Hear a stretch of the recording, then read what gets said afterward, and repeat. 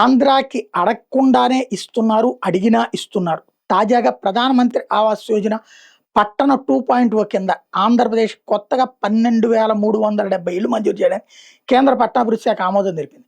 వీటి నిర్మాణానికి 185 కోట్ల రూపాయలు సాయం అందించేందుకు అంగీకరించింది. ఇళ్ల నిర్మాణానికి తొలి విడతలో 74 కోట్ల విడుదలకు ఆమోద ముద్ర వేసింది.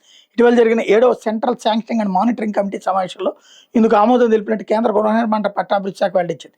రాష్ట్రంలో 119 పట్టణ స్థానిక సంస్థలు అంటే మున్సిపాలిటీలో 12,370 ఇళ్లు నిర్మాణం చేపడతారు.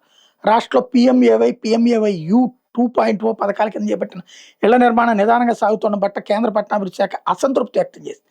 పట్టణ ప్రాంతాలను ఇళ్ల నిర్మాణాన్ని సెప్టెంబర్ 30లోగా పూర్తి చేయకపోతే ఆ తర్వాత కేంద్ర ప్రభుత్వం సాయం అందించబోమని ఏపీతో సహా మిగిలిన రాష్ట్రాలకు స్పష్టం చేసింది.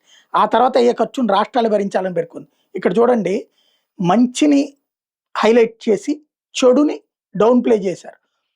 అసలు ప్రజలకు తెలియాల్సిన అంశం ఏంటి, ఇక్కడ సరిగ్గా కన్స్ట్రక్షన్ జరగట్లేదు అని ఆగ్రహం వ్యక్తం చేసింది. టైం ఇచ్చి కట్టకపోతే కనుక మీకు ఆపేస్తాం, ఇక మీరే కట్టుకోవాల్సి వస్తుంది అని చెప్పింది. అసలు అంత మందలించిన దాన్ని పక్కన పెట్టేసేసి రాష్ట్రానికి గిఫ్ట్ ఇచ్చారన్నటువంటిది ప్రొజెక్ట్ చేశారు.